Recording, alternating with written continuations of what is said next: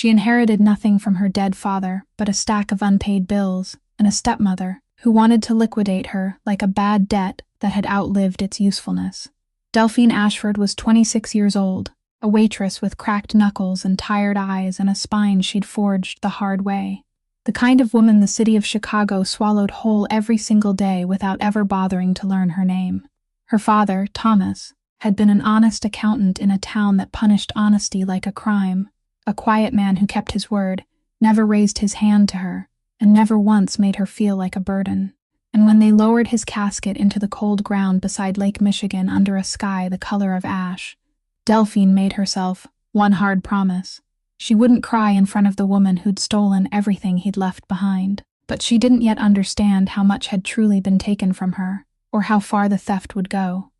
Ophelia Ashford wore expensive silk to a funeral and smiled like she was counting the value of every object and every person she laid eyes on. And within a single week she'd produced a forged will, a manufactured debt, and a quiet plan to make Delphine disappear inside the warm amber light of a bar called the Gilded Cage. What Ophelia never advertised was the locked room hidden behind that bar, the place where desperate women were sold off in whispers to men with too much money and no conscience left to trouble them. And on the night it finally became Delphine's turn, cornered by hired men in a private room with the door shut and nowhere left in the world to run. No one in that glittering place said a word. No one dared to. Not the bartenders, not the guards, not the well-dressed men who looked away and kept drinking, until that door swung open and the most dangerous man in the entire city walked through it, a massive black Neapolitan mastiff moving silent as a shadow at his side. His name was Wolf Radek, 37 years old, richer than anyone had a right to be, and colder than the lake in January. A man this bar quietly belonged to whether the world knew it or not. He didn't walk into that room to rescue her. Nobody in this world does anything out of pure kindness, least of all a man like him. And the truth is, he'd come down there that night for reasons that had absolutely nothing to do with the frightened woman kneeling on the floor. It was an accident of timing, nothing more. But what he found waiting in that room, and what it quietly forced him to do next, would end up tearing open a secret buried in the very same cold ground as Delphine's father. A secret about a stolen will, a false debt, a dead man's hidden ledger full of names, and one particular name that both of them, for reasons neither had told the other, had every reason in the world to fear. Because some people in this life get bought and sold like property, passed from hand to hand as if they were worth nothing at all, and some people learn, slowly, painfully, and at a truly terrible cost, exactly how much they were always worth. Delphine Ashford was about to find out which one she'd become, and the man in the doorway was about to discover that the woman he hadn't meant to save might just be the only person alive who could burn his enemy to the ground. If you love stories of courage, betrayal, and hard justice clawed back from powerful people who thought they'd never answer for anything, do me a favor and tap that like button right now. Share this video with someone who needs to hear a story like this tonight, and subscribe to the channel so you never miss a single chapter of what happens next.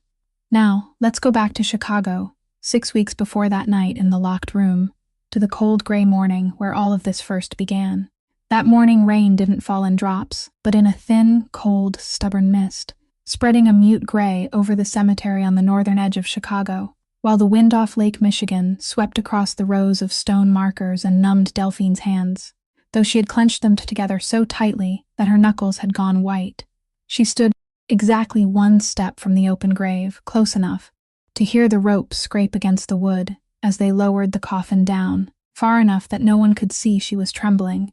and she told herself she was shaking because of the cold, and not because of anything else. The mourners could be counted on 2 hands, most of them a few old co-workers of her father's from the accounting firm, where he had once worked, and an elderly neighbor who had known her since she was a little girl. And all of them stood just far enough apart that no one had to speak to anyone else, their black coats soaked through with rain, their faces lowered toward the red mud being shoveled back into the earth. Dell let her mind drift away from the present moment, because that was the only way she knew to keep herself from collapsing, and it drifted back 10 years, to the summer when she was 16, the summer a fever swept through their neighborhood and took her mother in only 9 days. so fast that Dell could still remember the feeling of not having enough time to understand what was happening. Remember her mother's hand burning hot and then slowly turning cold inside her own. Remember the way the whole house fell silent afterward, as if someone had drawn every sound out of the world. From that day on, she had stopped being a child. She abandoned the vague dreams of school and the future that a 16-year-old girl had every right to dream, and she began to work, one shift after another, washing dishes in restaurants heavy with the smell of grease, waiting tables in diners that stayed open all night, standing behind counters until her feet went numb and her back ached. 10 relentless years strung together like a long hallway with no windows. 10 years in which she learned to endure men who snapped their fingers at her as if calling an animal, learned to smile when there was nothing left inside her that wanted to smile, learned to make herself invisible in order to survive. Through all those years, her father had stayed beside her in his quiet way, the two of them leaning on each other inside the small house that had become too large ever since one person was missing. And she had thought that would be the shape of her life, difficult but steady, until that woman walked in. It had happened only about 3 years ago, when her father was already past 50 and beginning to feel the weight of exhaustion, and that woman appeared at the very moment he was weakest, bringing with her the scent of expensive perfume and a smile that made Dell feel a chill along her spine from the first time they met, though she couldn't explain why. Dell had tried, she truly had tried for her father's sake, had silently swallowed every suspicion whenever she caught that woman's eyes, sliding over the things in the house as if weighing the value of each one. Whenever she saw that smile vanish, the very second her father turned his back. But 3 years wasn't long enough for an instinct to disappear. It only slept and waited. Now her father lay beneath that red earth, and the woman who legally carried his name was standing on the opposite side of the grave. And Dell lifted her eyes to look at her for the first time since the service had begun. Ophelia stood there with her back straight beneath a black umbrella some stranger was holding for her. Not a single hair out of place, not a single tear, and what made Dell's skin crawl wasn't that coldness, but the absolute calm of it, the calm of a person who had calculated everything long ago, and was now only waiting for a troublesome formality to end. Ophelia felt her stare, turned her head, and in the moment when the two women looked directly into each other's eyes across the deep hole that had just swallowed the man who had belonged to them both in 2 entirely different ways, that woman's lips curved slightly into a small smile, discreet, almost gentle, and it was precisely that almost gentleness that was the most frightening thing of all. Dell lowered her eyes first, not because she was afraid, but because she knew that if she looked 1 second longer, she wouldn't be able to keep the vow she had just made, and she wouldn't let that woman see even one of her tears, not today, not in front of her. They lowered the last of the coffin into place. The final shovelful of earth was thrown in. The thin gathering began to scatter through the rain, with hurried nods and mumbled condolences. Dell didn't bother to hear, and she remained standing alone beside the new grave for a long while, letting the rain soak through her thin coat, letting the bitter wind off the lake lash against her face, silently promising herself and the father who had just been laid to rest that no matter what happened next, she wouldn't fall apart as easily as that woman was hoping. 4 days after the funeral, Dell sat in a dark wood-paneled room on the 12th floor of a building in downtown Chicago, inside the office of Harold Dobson, the lawyer her father had trusted with all his paperwork for nearly 20 years. And the air in the room was thick with the smell of old paper, cold coffee, and a tension no one wanted to name. Dobson was a thin man past 60, with ink-stained fingers and the stooped posture of someone who had spent his whole life delivering bad news to other people. And he carefully spread the file across the desk, cleared his throat, then began reading in a flat, well-practiced voice trained to carry no emotion at all. Dell sat with her back straight on the hard chair beside the window, both hands resting still in her lap, while Ophelia sat opposite her in a leather chair, legs crossed, wearing the expression of someone waiting for something whose outcome she already knew. Dobson read that according to the will her father had made and signed 4 years earlier, the entire estate, including the house, the savings, and the small share in his old accounting firm, would be divided equally between his wife and his daughter, with a provision ensuring that Delphine had the right to continue living in the house for no less than 5 years. and Dell felt something warm and painful rise in her chest, because that was exactly who her father had been, fair down to the last word, still looking after her even when he was no longer there. But before she could even breathe out, Ophelia spoke, her voice soft and clear enough to send a chill through the room, saying that it wasn't the will still in effect. Dobson stopped, looked up, and asked what she meant, and Ophelia slowly drew a neatly folded sheet of paper from the leather handbag on her lap, pushed it across the desk toward the lawyer, without glancing at Dell even once, and said that her father had made a new will only 3 months before his death, fully notarized, and that this one replaced the old one entirely. Dobson picked up the paper, read it slowly, and Dell saw his ink-stained fingers tighten around the edge of the page, saw his jaw move slightly, before he said in a voice that had lost the flat steadiness from moments earlier, that the notary seal appeared valid and that there were signatures from 2 witnesses.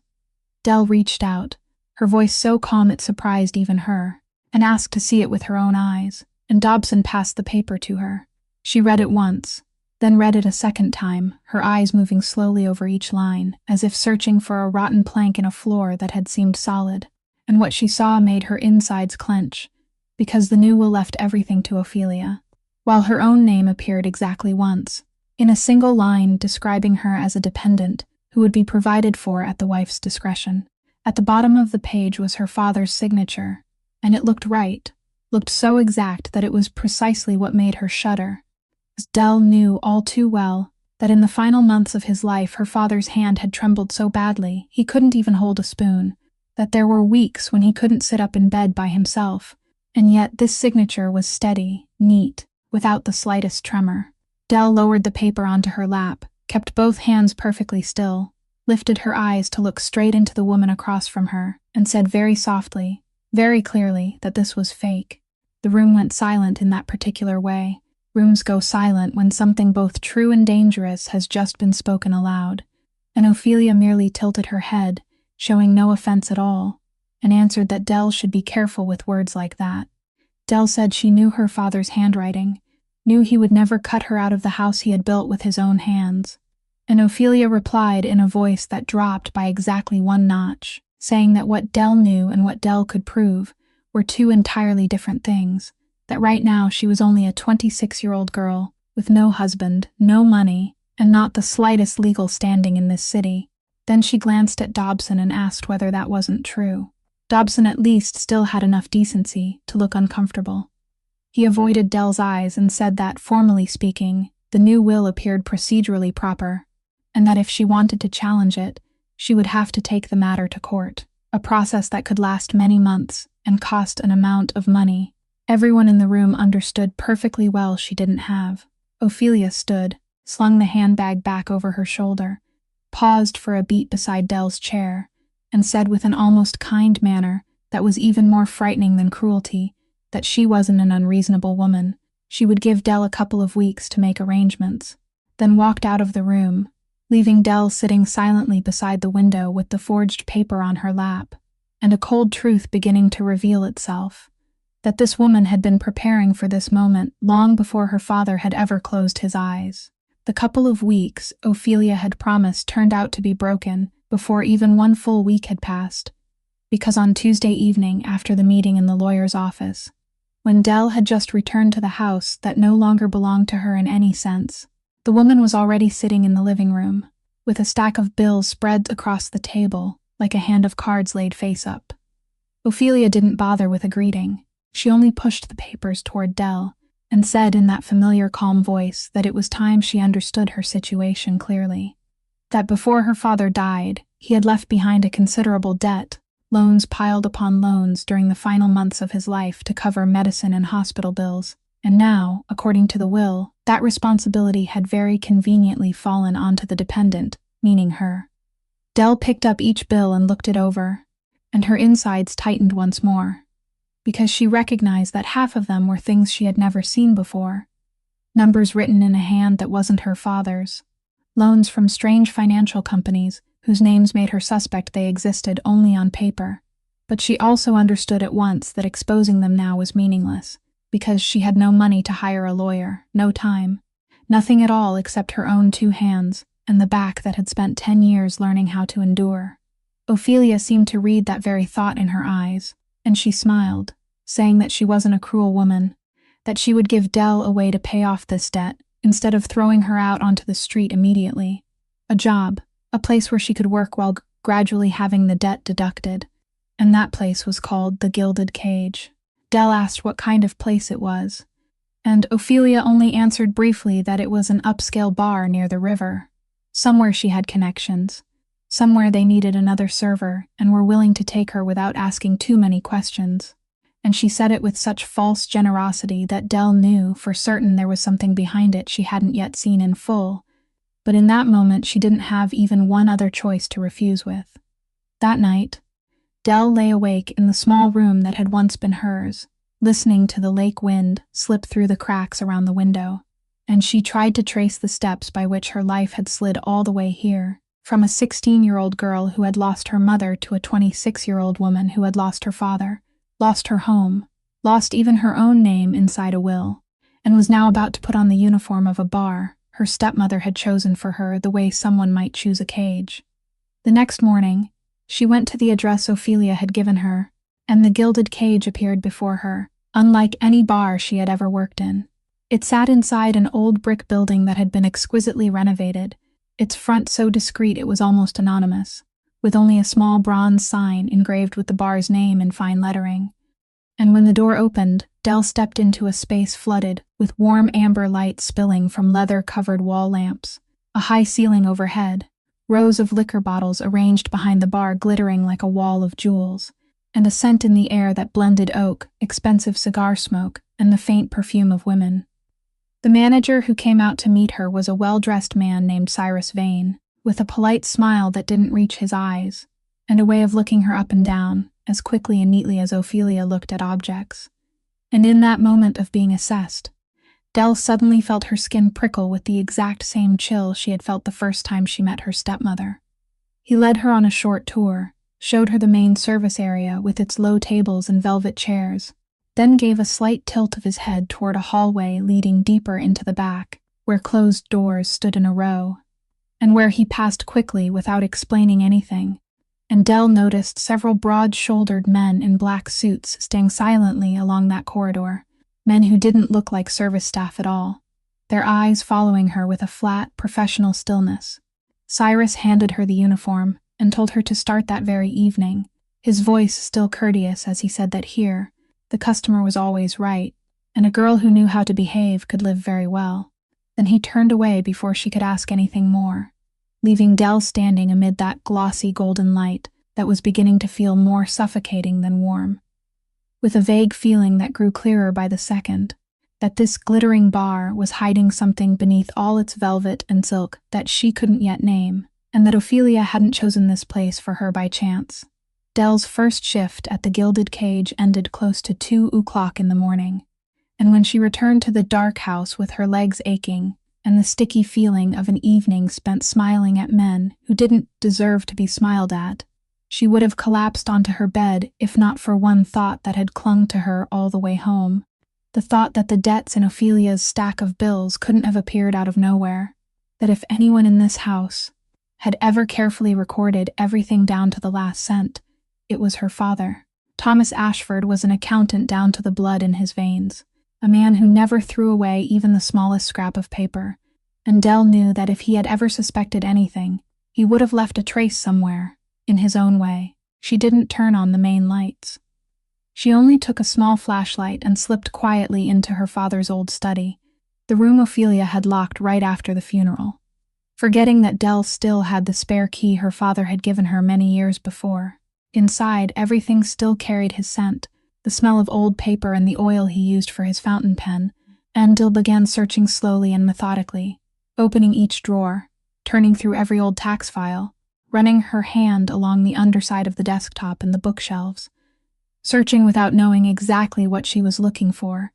trusting only that if it existed, her father would have hidden it somewhere.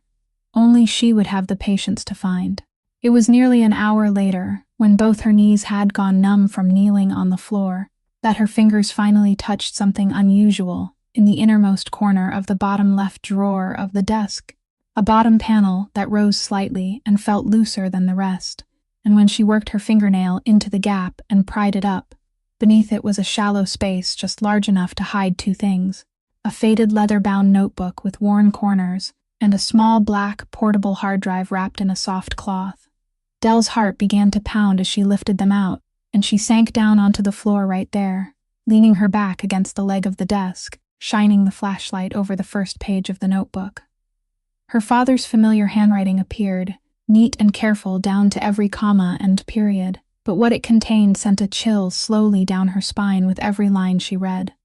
Because this wasn't the notebook of an ordinary accountant, this was 3 years of meticulous observation about irregularities her father had been quietly tracking.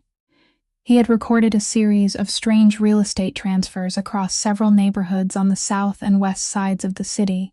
homes and small shops belonging to ordinary families suddenly falling into crushing debt from loans their owners claimed they had never signed, then being seized and transferred at a suspicious speed to a chain of companies with different names, but the same registered address, companies beside which her father had marked 3 cold words: shell companies. He had traced the money from one company to another, the way someone might follow a thread through the dark, and all those threads, again and again, led back to the same name, a name he had underlined twice: Garrett Voss, a name Del had never heard before, yet one that felt strangely heavy the very moment her eyes passed over it. She turned the pages faster, her heart beating harder with each one, skimming through numbers, dates, and the names of families who had lost everything, names her father had recorded with a care that was almost painful, until she stopped at the final written page, a handwritten line dated only about 6 weeks before he died,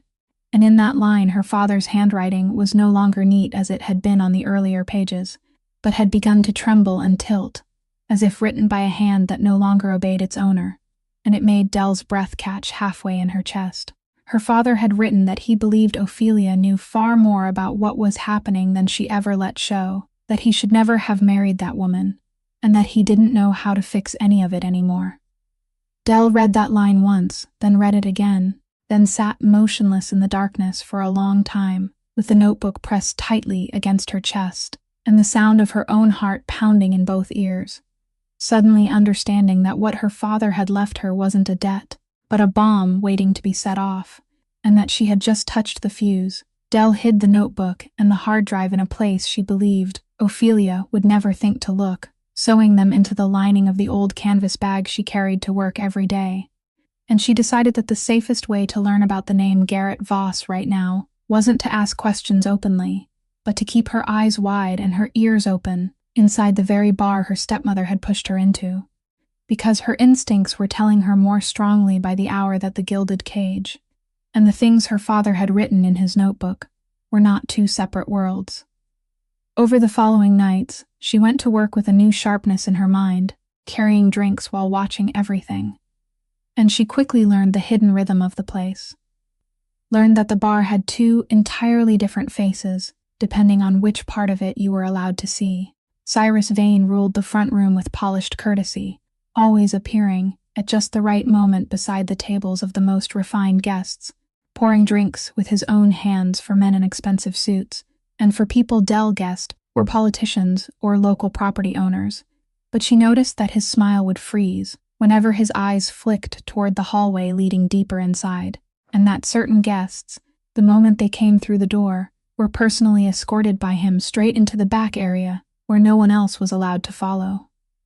The only person at the bar who treated Del like a real human being was Perla, the woman around 50 who oversaw the small kitchen behind the bar, a gray-haired woman with calloused hands and eyes that had seen too much to be surprised by anything anymore. And it was Perla who first quietly warned her, while the 2 of them were washing glasses amid the noise of the bar, that there were doors here she should never be curious about, questions she should never ask if she wanted to keep her job and keep her peace.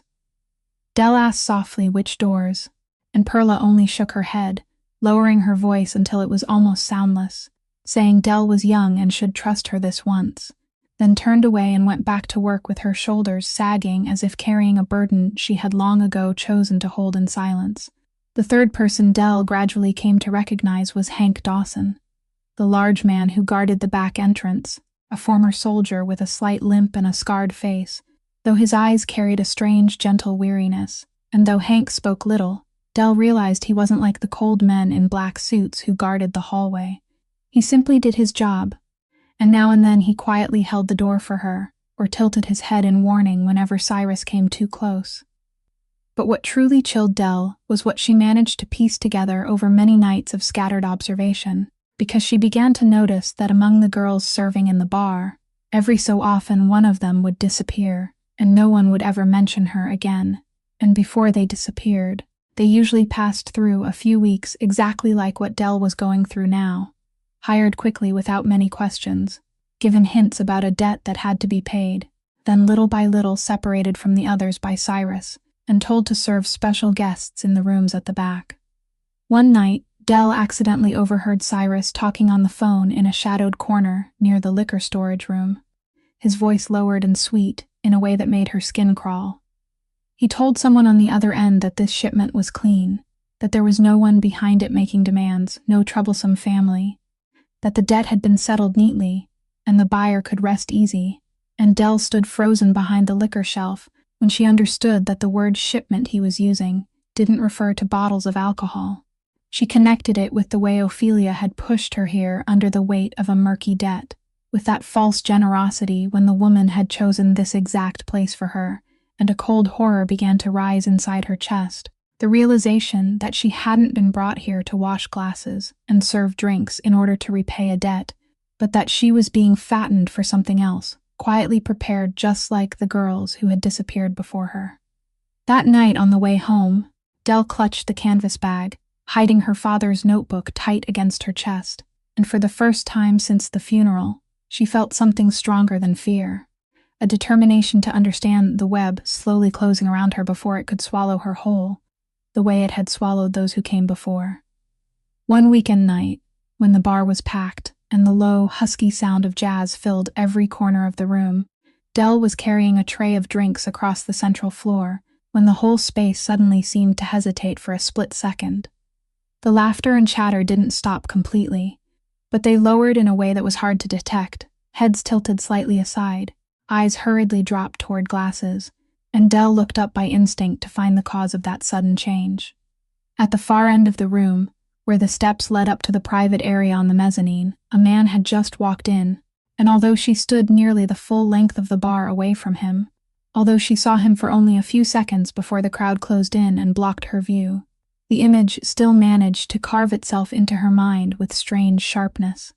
He was tall, wearing a dark suit tailored so perfectly it seemed to hold the quiet power of a man who never needed to raise his voice, and from that distance his face was only a set of hard, cold lines. But what truly caught Dell's attention was the animal walking beside him, a massive dog with pitch-black fur, its body huge as if carved from stone, moving silently and regally at its master's heel like a breathing shadow, and no one in the bar, not even the most arrogant wealthy guests, dared look directly at that man for more than a second. Cyrus Vane,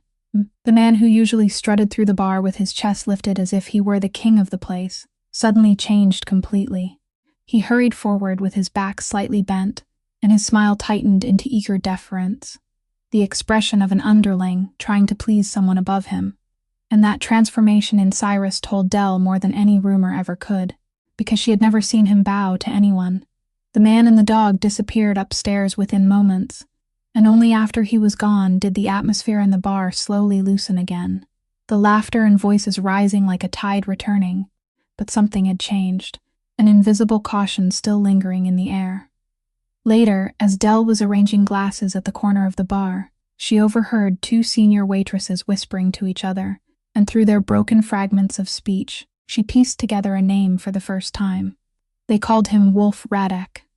and they spoke of him in that mixture of fear and reverence people use for things that are both dangerous and real. One said never to let yourself fall into his line of sight, while the other whispered that this bar, along with half of everything happening in this part of the city, truly belonged to him alone,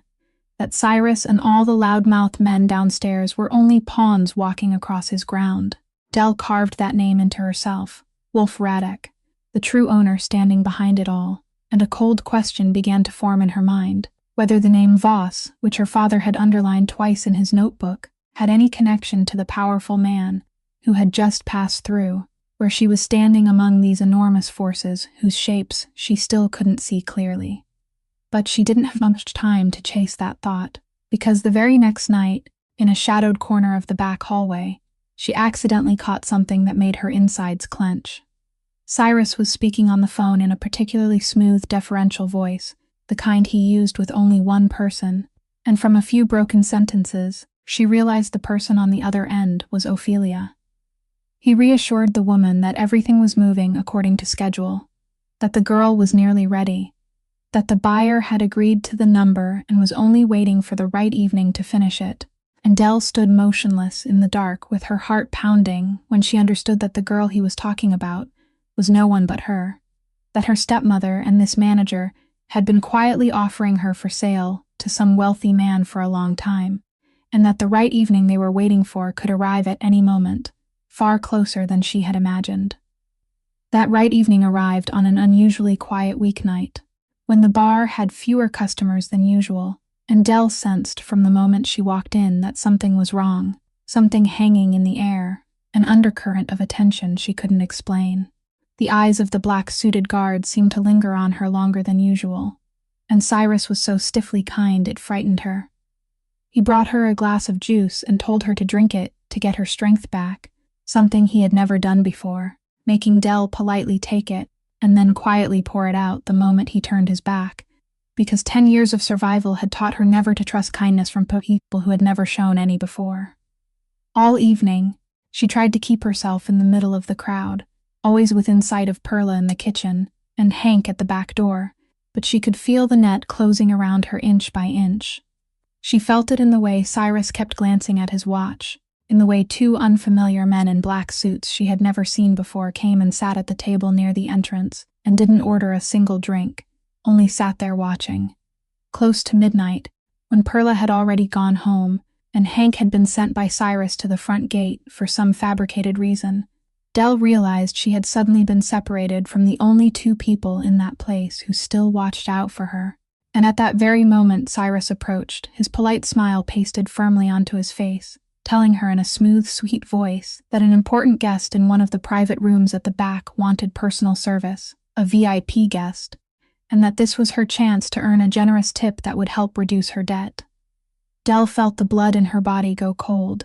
She said she wasn't used to serving in private rooms, that perhaps someone else should do it, but Cyrus was no longer pretending to make a request. His voice dropped by 1 degree, and his eyes hardened as he said this wasn't an invitation, and that a girl in debt like her wasn't in any position to refuse.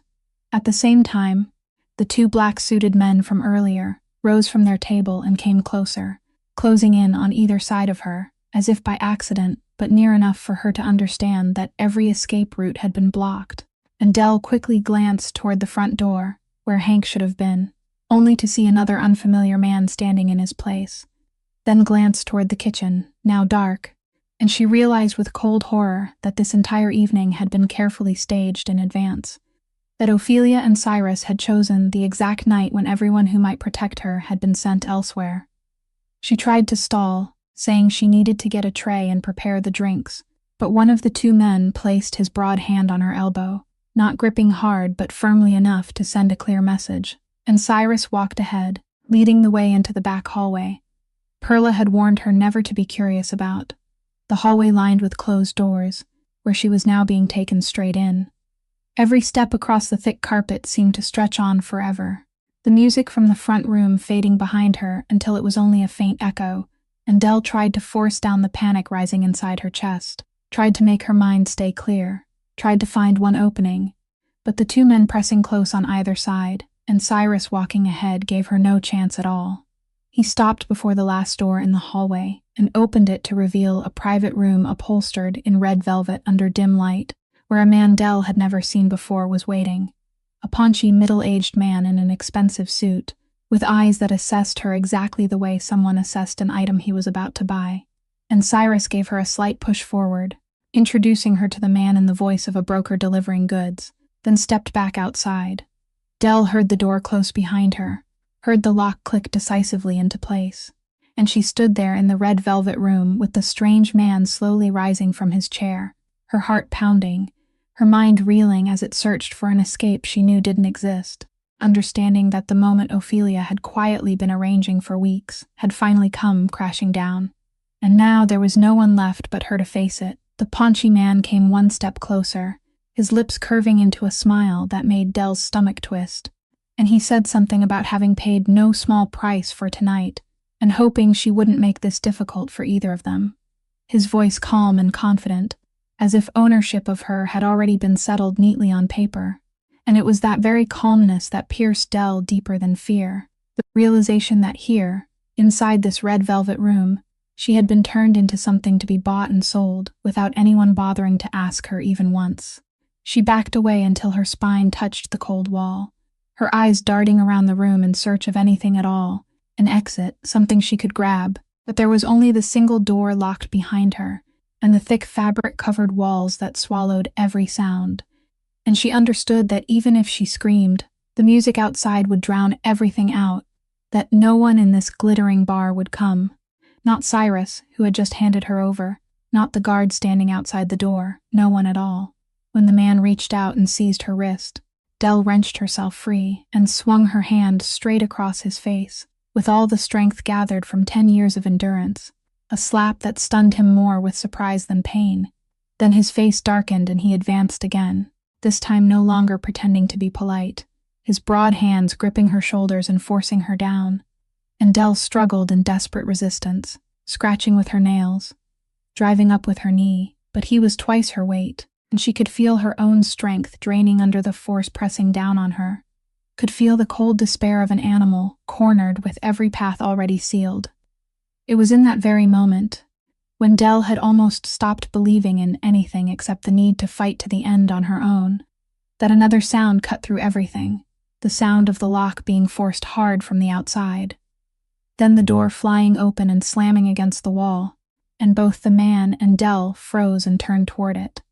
On the threshold, outlined against the golden light spilling from the hallway, stood the man she had seen only once from a distance a few nights before. Wolf Radek filled the doorway with the terrifying stillness of a storm that had not yet broken, and close beside his leg, the giant black mastiff named Bruno stood motionless, its dark eyes fixed on the paunchy man, a low, rough growl rumbling from its throat and vibrating through the air.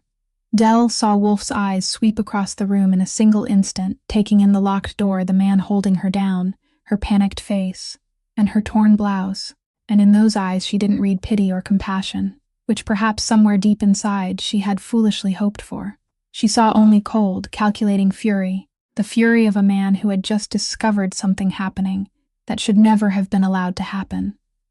The paunchy man released her and stammered something, his voice both irritated and beginning to thread with fear, saying this was his private matter, that he had paid fairly for tonight.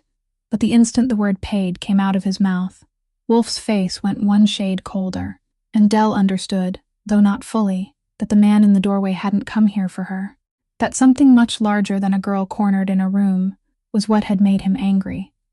Bruno took another step into the room, the growl in his throat growing louder, and the paunchy man quickly backed away with both hands raised, while Dell pressed herself against the wall, her heart pounding wildly, her eyes fixed on the dark figure in the doorway, not knowing whether she had just been saved or had only fallen from one trap into something far more dangerous,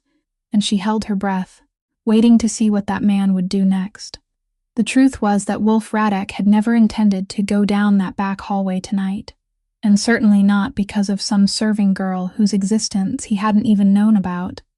because the reason that had brought him to the gilded cage that evening lay entirely in the numbers.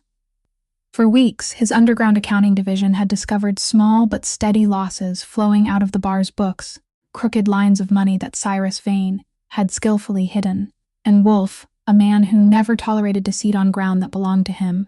had come in person to see with his own eyes what his manager was doing behind his back. He circled around to the rear entrance just in time to catch Cyrus slipping out of a locked room with the furtive look of a man hiding something, and when Wolf asked in a low, hard voice what was inside, the man's evasive denial and frantic eyes told him everything. So Wolf twisted the lock open with his own hand and threw the door wide, and the scene laid out before him made the anger that had already been smoldering inside him flare. into something far colder and far more dangerous. It wasn't because of pity for the girl cornered against the wall, but because he had just understood that Cyrus had dared turn his establishment, under the very roof that carried his name, into a place for selling human beings, without permission, without reporting it, pocketing even that dirty money for himself, a blatant betrayal and an insult to the power this entire city knew better than to challenge. Wolf stepped into the room, and the paunchy man still tried to salvage the situation by repeating that he had paid, that this was a legitimate transaction, but Wolf only looked at him the way a man might look at a cockroach, then said in a voice so low and quiet it was more frightening than shouting that he had paid the wrong person, that nothing in this building was for sale without Wolf knowing about it, and that if he wanted to leave here on his own 2 feet, he had better disappear immediately. Bruno let out a longer growl, his massive shoulders dropping into the posture of a beast about to spring, and the paunchy man didn't need to hear another word. He hurried through the doorway, even bumping Wolf's shoulder in his panicked rush down the hallway, leaving Dell pressed against the wall, alone, facing the man who had just driven him out. Wolf turned to look at her, and Dell clutched the torn fabric at her shoulder, lifted her chin, and met his eyes even though her knees were trembling. She asked what he meant to do with her, her voice hoarse but not begging, and perhaps it was precisely that refusal to beg that made his eyebrow lift for a brief instant. He didn't answer her question. Instead, he called for Cyrus, who was standing tucked into the hallway with a bloodless face, and ordered him in a few short, cold sentences that the entirety of this girl's so-called debt, however much it was, and whoever had invented it, was erased from that moment and moved on to Wolf's own books, and that no one was to touch her again until he got to the bottom of what had been happening under his roof. Dell heard those words without knowing whether she should feel relieved or more terrified, because she understood that she had just been transferred from Ophelia and Cyrus to a new creditor far more powerful and far more frightening, that she was still only a name moved from one column of a ledger to another, not yet a free human being. Wolf jerked his head for her to follow, his voice carrying no tenderness at all as he said she was coming with him tonight, not because he wanted to save her, but because she was the only remaining link that could help him understand how far this betrayal had gone. And Dell, after one moment of weighing the locked room behind her, against the unknown darkness ahead, tightened her grip on the canvas bag, hiding her father's notebook against her chest, and followed him, and the black mastiff out of the place that had almost swallowed her whole, silently understanding that tonight had only opened a new chapter, whose dangers she still couldn't fully measure. The car carried them in silence through the rain-wet streets of Chicago, before stopping in front of a mansion hidden behind high fences in a quiet lakeside neighborhood, a large gray stone building with windows spilling a cold light, and when Dell crossed the threshold into the house, she felt as if she had just entered the den of a beast, a place so luxurious it was severe, so clean and spare it was almost empty, with not a single family photograph, not one trace of warmth, only hard lines and expensive silence. Bruno followed close at his master's heel, then dropped heavily onto the rug near the fireplace, his dark eyes still fixed on Dell without moving away, and Wolf motioned for her to sit in the chair across from his desk, poured himself a glass of liquor without offering her any, then sat down and looked at her with the eyes of a man weighing how to handle a troublesome problem. He asked who she was, his voice flat and sharp, and he wanted to know exactly why a woman named Ophelia had been able to brazenly arrange the sale of a girl inside his establishment without fearing the consequences, because in Wolf's world, no one dared cross him on his own ground unless they believed some other force was powerful enough to stand behind them. Dell understood that honesty right now was a double-edged knife. Say too little and he would discard her as a useless nuisance. Say too much and she would hand over the only weapon she had. So she chose to answer slowly and with care. She told him that her father had just died, that the woman named Ophelia was her stepmother, who had married her father 3 years ago, and that after he died, she had switched in a forged will to take everything, then used a fabricated debt to push Dell into his bar.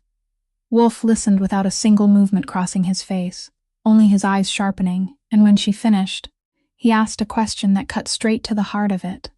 saying greedy stepmothers who wanted to seize a house were common enough,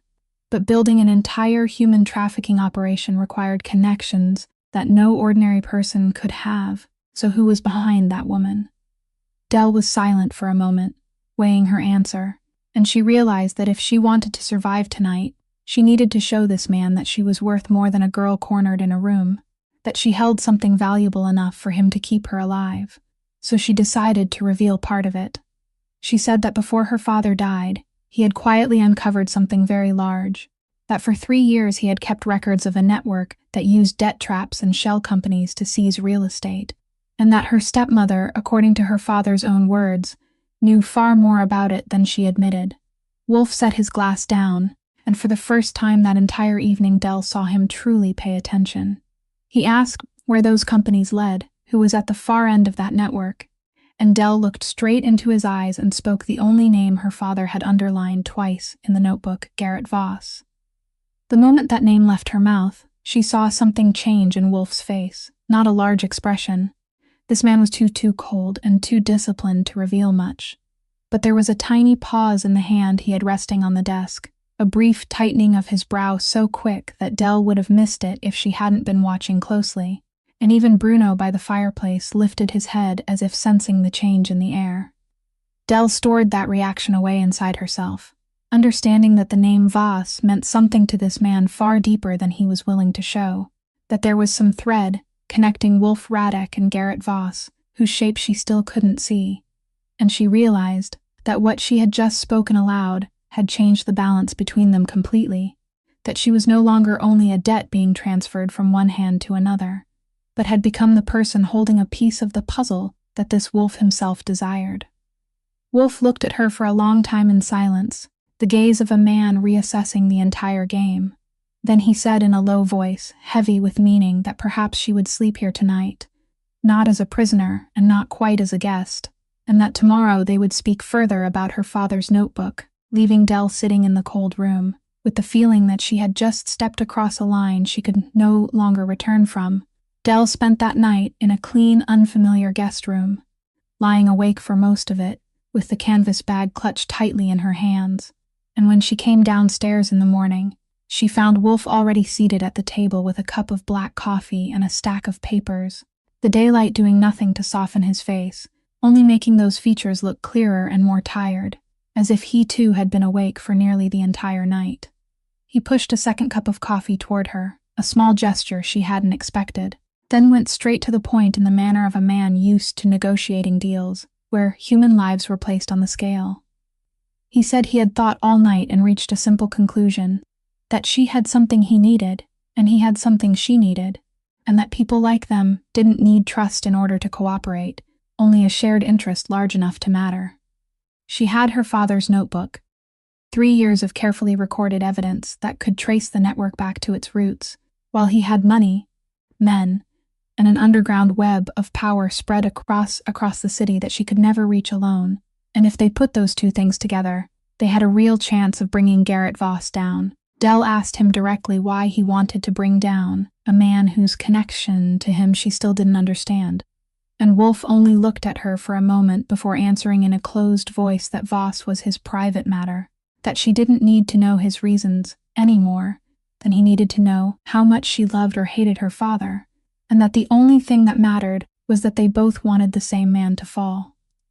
Dell understood that their motives were entirely different. She wanted justice for her father, and wanted to reclaim the dignity that had been stolen from her, while he wanted something belonging to his own dark underworld that she still couldn't guess at. But she also understood that right now, a reluctant alliance with the Wolf was far better than facing both Ophelia and the enormous name behind her alone. She set her terms, her voice steadier than she had expected, saying that the notebook still belonged to her, and she would be the one to decide when to hand over what, that she wasn't his employee and wasn't his debt, but a party in this agreement, and she waited for him to laugh at her or dismiss her outright like every other powerful man she had ever met. But Wolf didn't. He only looked at her for another brief moment with something passing through his eyes that almost resembled reassessment, then gave one short nod and said he agreed, that he worked with partners, not hostages, and it was that simple acknowledgement, the fact that he treated her words as if they carried weight, that made something inside Dell's chest stir in a way she hadn't expected. Because for all these years, From the men who snapped their fingers at her in diners to the paunchy man in the velvet room, from Cyrus to Ophelia herself, no one had ever looked at her as a person with a voice. They had all looked at her as something to command, to price, to buy and sell. And now the most dangerous man of them all was the first one to sit across from her and listen to her terms as if she deserved to be heard. Dell wasn't naive enough to mistake that for kindness. She knew perfectly well that Wolf was doing it because she was valuable to him, not because he cared about her. But even knowing that, the feeling of being treated like an equal human being, even in a cold bargain, was a strange warmth she had forgotten long ago, and it made her eyes sting for a moment before she managed to hold it back. She reached out to shake his hand and seal the agreement, and his hand closed around hers with certainty but without force. And in that brief moment, two people who had no reason at all to trust each other stepped together into an alliance built entirely on mutual interest, fragile and dangerous, but the only starting point either of them had. And Dell drew her hand back, understanding that from this moment on, her path and the wolf's path had been bound together until Garrett Voss fell, or until both of them were crushed. The hard drive her father had hidden with the notebook turned out to be locked behind a layer of encryption. Dell couldn't open on her own, but Wolf had people who could, and he handed it to a silent technical specialist working in a room at the back of the mansion, a man who typed for nearly an entire day until the code finally gave way, revealing inside not a few scattered files, but a vast archive her father had quietly built, scanned documents, audio recordings, dense spreadsheets packed with links connecting every shell company back to the same source. Dell sat in front of the screen for hours, reading each file with a clenched focus, and the picture her father had left behind slowly emerged, with a clarity and cruelty far beyond anything the notebook had revealed. Because here there was evidence showing that Garrett Voss wasn't only behind the debt trap operation, but was also using the Gilded Cage and several similar establishments to launder that dirty money.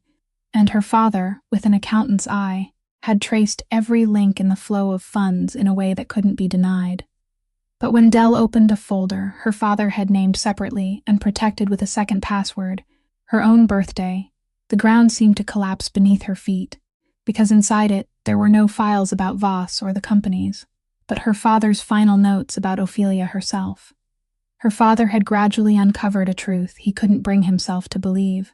that the woman he had married 3 years earlier had never been a chance marriage, that Ophelia had been deliberately planted in his life, appearing at exactly the time when he began accepting accounting contracts for several companies he would later discover belonged to Voss, and that her mission from the beginning had been to remain inside that house, to watch him, to know how much he had discovered and what he had in his possession.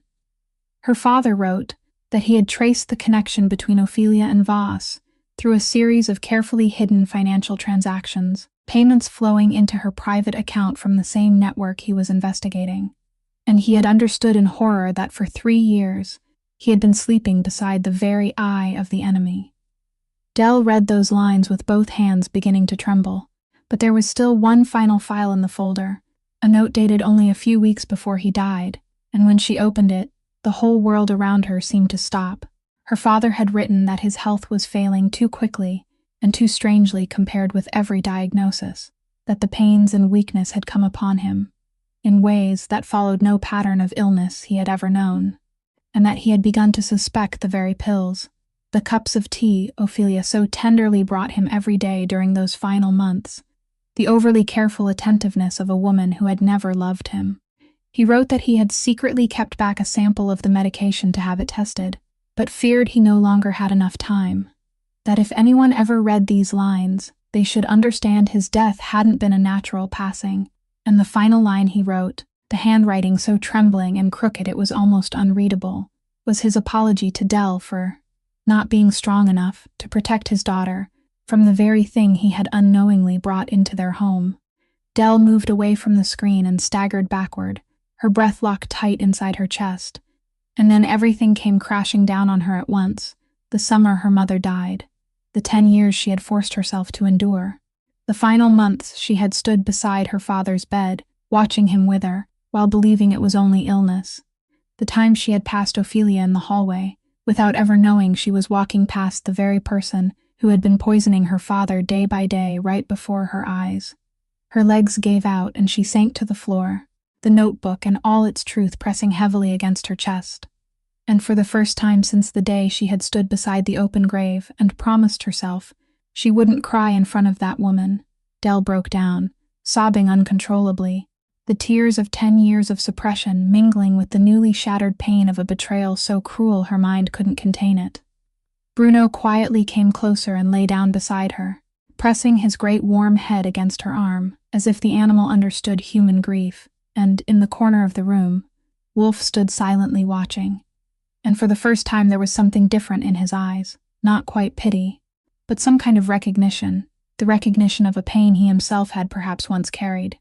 When the crying eased, Dell lifted her head, and her face had changed. The tears were still there, but behind them was something as hard as steel just tempered in fire. Because now this was no longer only about taking back a house or a name in a will, but about demanding justice for her father's life. And she said softly, her voice low and firm enough that even she didn't recognize it, that Ophelia and Voss would pay for every day they had stolen from her father,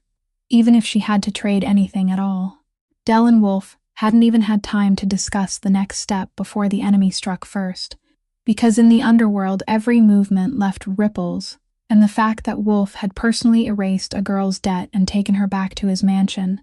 the fact that Cyrus Vane disappeared from the gilded cage immediately after that night, all of it had echoed back to Garrett Voss far faster than either of them had expected. The next morning, Wolf received word from his network that someone was urgently asking about the serving girl who had left the bar, that Ophelia had panicked and reported to her superiors after discovering that Thomas's study had been searched, and the drawer's bottom panel had been pried up, and that now Voss knew for certain that the notebook and the hard drive, whose existence he had long feared, were not only real, but were in the hands of people capable of using them to destroy him. Wolf understood at once that time had become the enemy, that once Voss identified the threat, he wouldn't sit still, and he told Dell in a cold, urgent voice that they needed to get the evidence into the hands of a power beyond Voss's reach before he managed to seal every path. But that was when they ran straight into the first wall, because when Dell suggested taking everything to the local police department, Wolf only gave a bitter, quiet laugh and said she still didn't understand how large Voss truly was, that the city police in this area had long been part of his pocket, and that the name at the top of that chain of connections was a detective named Frank Delaney. Dell remembered that she had once glimpsed the name Delaney in her father's notes beside a question mark she hadn't understood at the time, and now everything locked together with a chilling clarity, because Delaney was the one who had quietly arranged for those murky debt seizures never to be properly investigated, the one who had buried every complaint from families who had lost their homes, the one who wore a police uniform and a badge to shield the very network her father had died trying to expose. By that very afternoon, the danger became concrete and close, when Wolf's people reported that unfamiliar cars had begun circling the neighborhood around the mansion, that Dell's phone, the old number she had used since working at the bar, had been traced by someone, and that Delaney had quietly issued an internal notice describing Dell as a suspect in a fabricated theft at the Gilded Cage. A clever and cruel move that turned her from victim into wanted woman, making it impossible for her to go to any police station without walking straight into a trap. Dell felt the familiar net closing around her again, but this time it was larger and had far sharper fangs than Ophelia's snare. This time it was an entire machine with badges, guns, and legal authority as its cover. And she understood that if she was arrested, the evidence would disappear, and she would disappear too.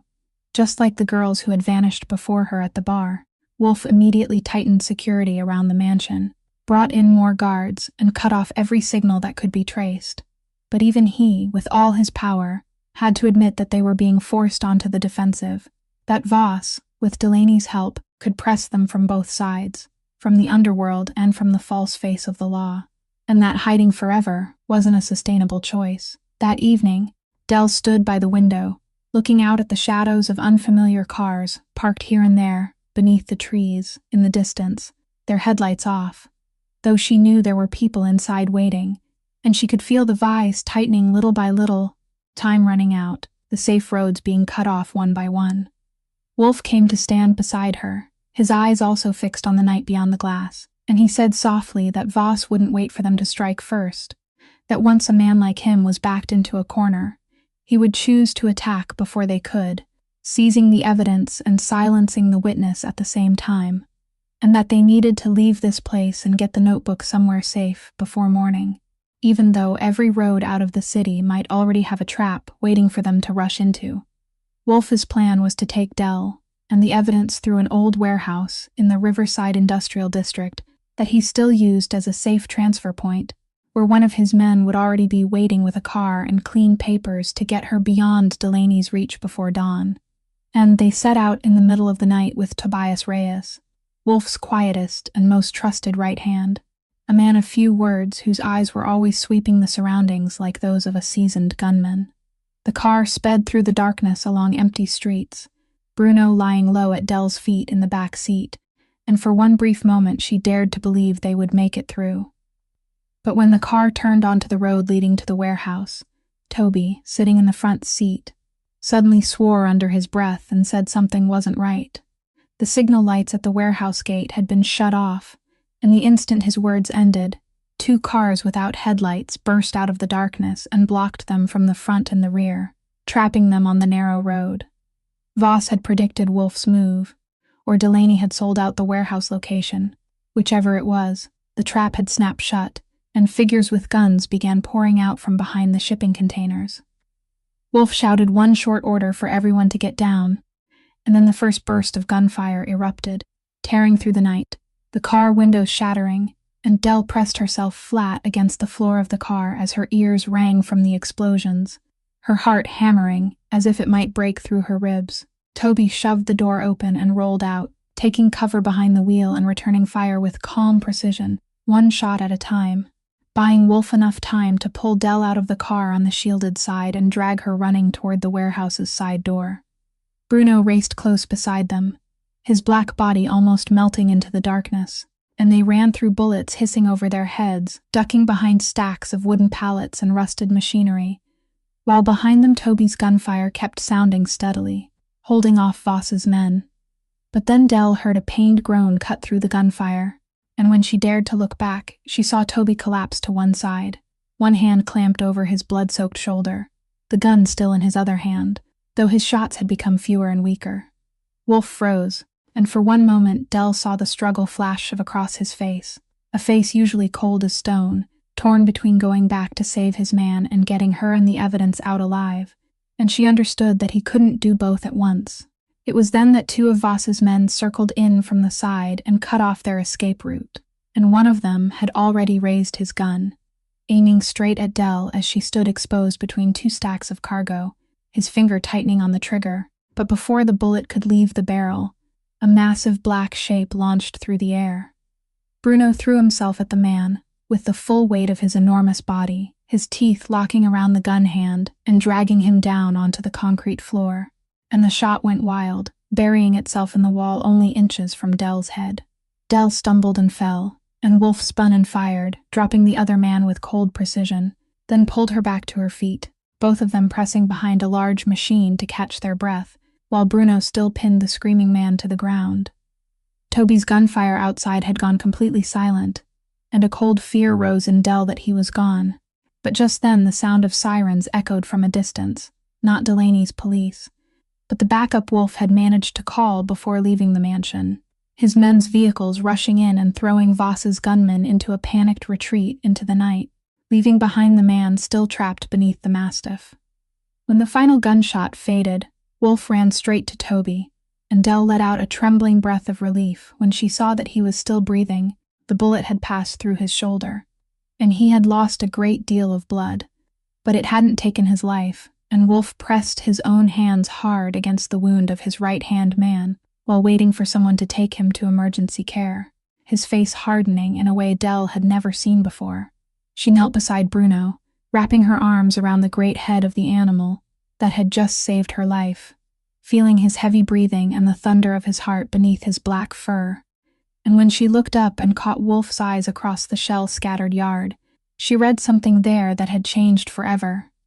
Because blood had been spilled, One of his own had gone down because of this notebook, and now the war with Voss was no longer a cold calculation, but something personal and impossible to turn back from for both of them. After the night of the ambush, they withdrew to another shelter, one more discreet than the last. And while Toby was taken to receive treatment at one of Wolf's private facilities, the two people left behind faced a truth that could no longer be avoided, that the path of the underworld had reached its limit, that no matter how much power Wolf possessed, he couldn't bring Voss down alone, while the man was being shielded by an entire corrupt police machine, and that the only way to end it all was to deliver the full body of evidence to a level beyond Delaney's reach, to take it to the federal authorities. Dell was the one who said it first. She raised the possibility of finding a federal prosecutor, and the moment the words left her mouth, she saw Wolf's face close off, because both of them understood what that proposal truly demanded of him. Her father's notebook and hard drive didn't only expose Voss. They traced the flow of money through establishments, some of which were tied to Wolf's own empire, to the Gilded Cage and places like it. And once he handed that evidence over to the federal authorities, he would also be turning the light of investigation onto himself, exposing the hidden corners of the underworld kingdom. He had spent so many years building, personally giving the authorities the rope they could later use to tighten around his throat. Wolf stood in silence for a long time beside the dark window, the glass of liquor in his hand never touching his lips, and Dell didn't press him. She only sat there and waited, understanding that this was a decision no one had the right to make for him. At last he spoke, his voice low and carrying a weariness she had never heard in him before. He said that throughout his life, he had never done anything without calculating its cost and its gain, that he had lived by the rule of never handing himself over to anyone else, and that what she was asking went against everything that had kept him alive until today. But then he turned back to look at her, and he said something that made her fall still, that over the past few days he had watched her, a woman with nothing in her hands except a notebook and a wound, and yet she had still gritted her teeth and followed the truth to the end, even when it led her through a locked room, through gunfire, through the cruelest betrayal of all, and that she reminded him of something he had thought he had buried long ago. He told her for the first time, and in only a few brief sentences, that he had entered this world when he was far too young to have any other choice, that Voss wasn't merely a business rival, but the man who many years before had destroyed the people Wolf once considered family, and that he had spent half his life becoming strong enough without ever truly collecting that debt. Dell understood then that the Wolf sitting before her also carried an old wound that had never healed, that his cold, ruthless exterior had been forged from loss, not emptiness, and in that moment the distance between two people who had once stood on opposite sides of the law suddenly narrowed in a strange way. Wolf set the glass down, and he said he would do it, that he would hand the evidence over to the federal authorities, even if it dragged him down with it, not because he had suddenly come to believe in justice or become a good man. He said that clearly in a voice that almost mocked himself, but because for the first time he could see a way to bring down Voss that the man couldn't buy his way out of or shoot his way free from, and because he didn't want her stubborn persistence, the thing that reminded him of her own father, who had died alone to preserve this truth, to become meaningless. Dell looked at him and understood that this wasn't complete redemption. Wolf was still a man of the dark, his hands still stained with things that couldn't be washed clean, but even within that man, something remained that chose to stand on the right side when the moment demanded it. And perhaps that fragile, imperfect thing was what mattered most, and she gave a small nod, knowing that the two of them had just stepped across a new line together, a line from which there would be no way back for either of them. Reaching the federal authorities couldn't be done hastily, and through the most discreet of his contacts, Wolf found a name worth betting on, a federal prosecutor named Margaret Holloway. A woman known in the justice world as so unyielding that no one could buy her, a woman who had turned down countless generous offers and heavy threats in order to pursue cases others avoided, and most important of all, a woman entirely outside the reach of Delaney and the local police machine. Dell was the one who initiated contact, because both of them understood that the evidence would carry many times more weight if it was handed over by the daughter of the man who had recorded it rather than by an underworld boss. and through a secure intermediary channel, she arranged a secret meeting with Holloway at a discreet location outside the city. That first meeting was tense and guarded. Margaret Holloway was a woman around 50, with eyes as sharp as a scalpel and a deeply ingrained professional skepticism, and she didn't seize eagerly upon what Dell brought her, but questioned her for hours, turning every detail over and over to test its reliability, because she understood all too well that if a body of evidence against a force as large as Voss had even one weakness, his lawyers would tear it apart in court. But when she turned through Thomas's notebook and compared it with the data on the hard drive, when she saw the almost obsessive precision in every line, the way a lone accountant had patiently built a complete file on an entire criminal empire, her attitude gradually shifted,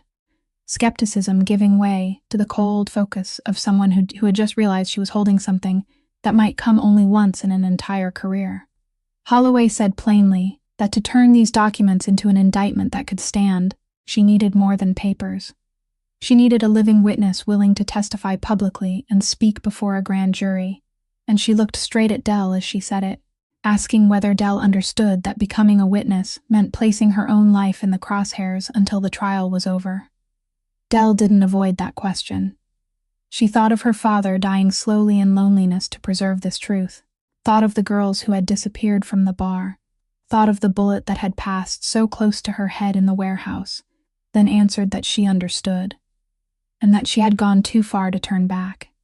In the days that followed, Dell entered a harsh process of witness preparation under Holloway's guidance,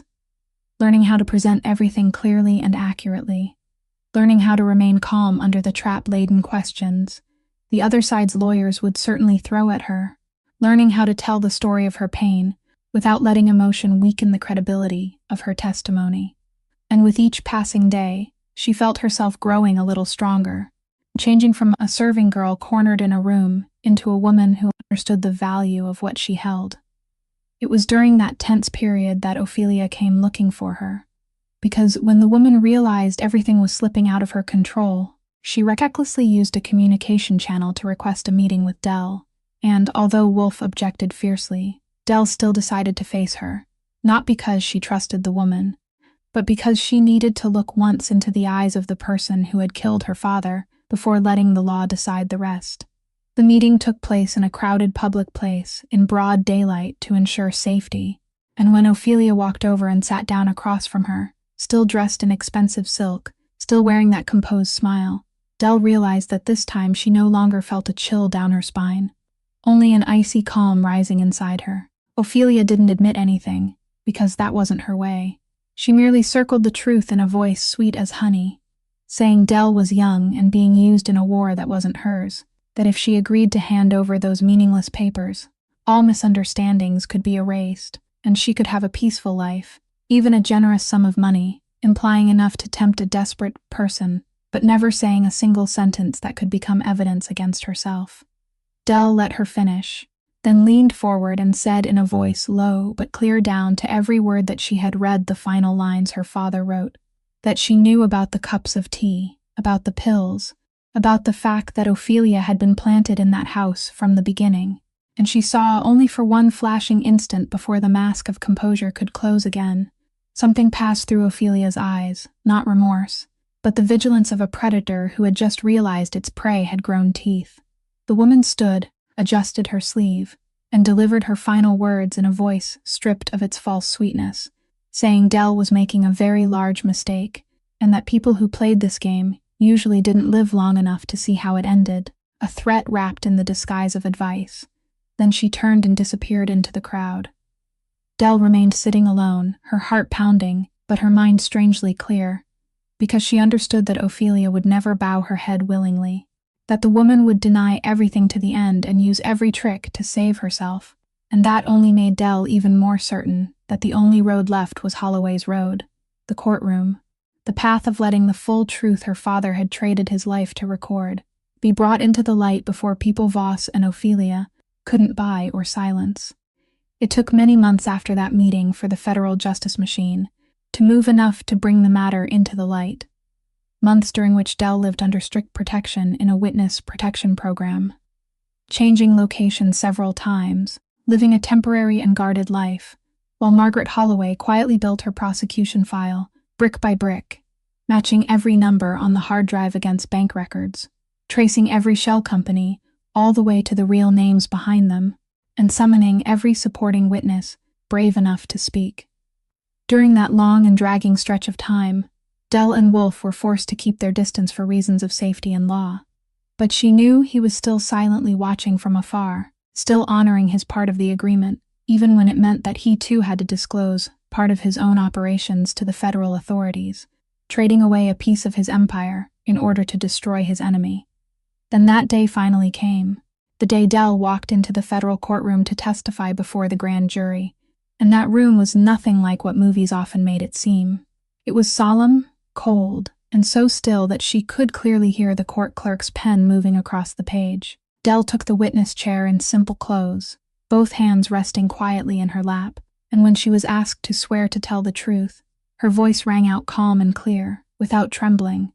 because she had traveled too far and paid too high a price to lose her composure at the very moment that mattered most. Holloway guided her through each part of her testimony in a clear order, and Dell told everything exactly as it had happened. Told them about her meticulous accountant father, who had discovered irregularities in the files he had been hired to handle, about the 3 years he had quietly kept records, about the notebook and the hard drive hidden behind the loose panel, about the network of shell companies used to trap people in debt and steal the homes of ordinary families before laundering the dirty money through disguised businesses. She testified about how she had been pushed into the gilded cage by a fabricated debt, about the girls who had quietly disappeared, about the night in the locked room, and she said, those things not in the voice of a victim begging for pity, but with the steadiness of someone simply laying the truth on the table piece by piece, letting that truth speak for itself. The defense attorney for the accused tried to attack her credibility, pressing on the fact that she had once worked for Wolf Radek, trying to paint her as a witness manipulated by an underworld power purging a rival, but Dell had been carefully prepared for exactly those blows. She kept her voice even and answered that anyone's motive in this case couldn't change the numbers written on paper, that the money trail either matched or it didn't, and that everything her father had recorded could be independently verified through bank records without needing her word at all. That was when the true weight of the case revealed itself, because Thomas Ashford's notebook wasn't the accusation of a person who could be smeared or bought.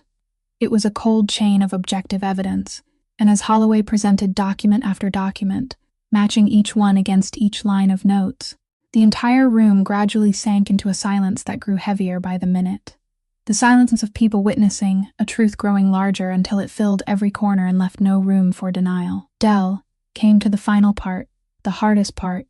when she testified about the trembling lines her father had left behind, about his suspicion that his death hadn't been a natural passing, and though this was the part that touched the deepest place in her grief, her voice didn't break. It only lowered slightly, and in that restraint there was a weight greater than any sobbing could have carried. The result of that long process finally arrived in the form of formal indictments. The grand jury decided to indict Garrett Voss on a series of charges ranging from fraud, money laundering, and extortion to charges connected to the human trafficking operation, indicted Detective Frank Delaney on charges of corruption, obstruction of justice, and shielding organized criminal activity, and also indicted Ophelia Ashford for her role in the fraud conspiracy, document forgery, and more serious allegations still under investigation related to Thomas's death, after the authorities had ordered an exhumation for a new forensic examination, in accordance with the suspicion the dead man himself had left behind. There was no dramatic handcuffing in the middle of the courtroom, no tearful confession breaking open before everyone. Everything unfolded in the solemn, slow manner of real justice, through documents, through procedure, through signatures placed on indictments, but it was precisely that unshakable coldness that made it something Voss couldn't buy his way out of, or shoot his way free from as he always had before. When Dell's testimony ended and she rose from the witness chair, walking past where the defendants sat, she didn't look at Ophelia with triumph or hatred. She only looked at the woman once with complete calm, then kept walking, because she understood that true victory didn't lie in humiliating an enemy, but in the fact that her father's truth had finally been heard by people with both the authority and the conscience to act, and that the meticulous man who had died alone had not, in the end, written those lines for nothing. The indictments were not an ending, only the beginning of a long process, and in the months that followed, as the justice system slowly ground the defendants through one hearing after another, Dell gradually realized that justice, even when it won, could never return what had been lost in one whole piece. Garrett Voss eventually received a very long sentence. Frank Delaney lost his badge and went to prison, along with several other officers dragged into the light, while Ophelia was convicted in the fraud and document forgery case. Though the investigation into Thomas's death continued to stretch on, because proving a poisoning after so much time had passed was an extraordinarily difficult thing, and that became the first ache Dell had to learn to live with, the possibility that the person who had killed her father might never fully pay for her greatest crime, but only for lesser charges. The network her father had traded his life to expose was eventually dismantled, the shell companies dissolved, the dirty money frozen, the gilded cage sealed off and then transferred to new ownership. But when Dell began searching for the families whose names appeared in her father's notebook, the people who had lost their homes and lives to that network, she came to understand deeply that there were wounds time had no way of healing. Many families had long since scattered. Some houses had been sold and resold through so many innocent owners that, legally, they could no longer be reclaimed. Some people had left the city in shame and could no longer be traced. And the best justice could do, for some of them, was a financial settlement, something that could help them rebuild part of their lives, but could never give back the years they had lost. The homes where the shadows of entire lifetimes had once fallen. Dell spent hours sitting across from some of them, listening to their stories, and she learned that sometimes the only thing she could offer was not a solution, but the acknowledgement that they had been treated unjustly, that their pain was real, and that at last someone had been willing to listen. But the wound that haunted her most, the one that returned again and again on sleepless nights, belonged to a woman whose name she had never had the chance to learn. One of the girls who had quietly disappeared from the gilded cage during the brief time Dell had worked there. A woman she remembered only vaguely from a few passing encounters in the hallway, with downcast eyes and fingernails bitten to the quick. When the investigation expanded, Dell tried to follow that girl's trail with the fragile hope that she might still be alive somewhere. But all she found was silence, an incomplete name, a dead-end file, and finally the painful truth that some people had been swallowed by that network before anyone could arrive in time to save them, that she had come to the bar too late to change their fate. Dell carried that remorse like a small stone lodged in her chest, the thought that if she had acted sooner, if she had understood that machinery more quickly, perhaps the woman with the downcast eyes might have had a different ending. And she understood that guilt wasn't entirely reasonable, because she too had only been a victim trying to save herself. But that rational understanding was never enough to completely erase the weight in her heart. It was Perla, the older cook who had quietly warned her in those early days, who helped her see things more truthfully. She came to Dell after the bar was shut down, and on a quiet afternoon she told her about the long years she had stood in that kitchen watching one girl after another pass through, without daring to speak because of fear and helplessness, about the burden of silence she had carried for all those years. Perla told her that she had lived too long to believe in perfect endings, that in this world not every wrong was repaired, and not every wounded person was healed. But what mattered was not whether we saved everyone. It was whether we were willing to stop looking away, and that the fact that Dell had not looked away, had dragged that network into the light, meant that the girls who came after would no longer have to walk down that dark hallway, and that was what counted. Dell sat listening to her, and little by little she understood that she would have to learn to carry both things at once, the comfort that she had done something right and meaningful, and the pain that the right thing had still come too late for some people, that life was not a fairy tale where every loss was repaid and every wound closed, but something more complicated, rougher, a place where light and darkness always existed side by side. And perhaps that honest acknowledgement, the fact that she did not lie to herself with a perfect victory, but chose to look straight at even the things that could not be saved, was the sign that the girl who had once stood beside an open grave and promised herself she wouldn't cry had truly grown into someone steady enough to hold both pain and meaning without collapsing beneath the weight of either. When the final trials closed and the investigations slowly quieted, Dell also legally reclaimed what belonged to her father. The forged will was declared invalid by the court, and the house along with the portion of the estate Ophelia had stolen returned to her hands. But what occupied her thoughts the most was the fate of the gilded cage itself, the bar that had nearly swallowed her whole, when it was put up for liquidation after being sealed off. She stood before that decision for a long time, because ordinarily people would want to erase every trace of a place that had caused so much pain. But the more Dell thought about it, the more she felt that abandoning it so it could fall into the hands of some new owner and possibly become another den for men like Voss would be the truly wrong thing, and she decided to use her father's own estate to buy the place back and turn it into something entirely different. She didn't keep the old name. She renovated the entire space, removed the locked rooms behind the dark hallway, tore down the thick velvet walls that had once swallowed every cry for help, and transformed it into a decent daytime restaurant and a refuge for women who had been exploited and abandoned.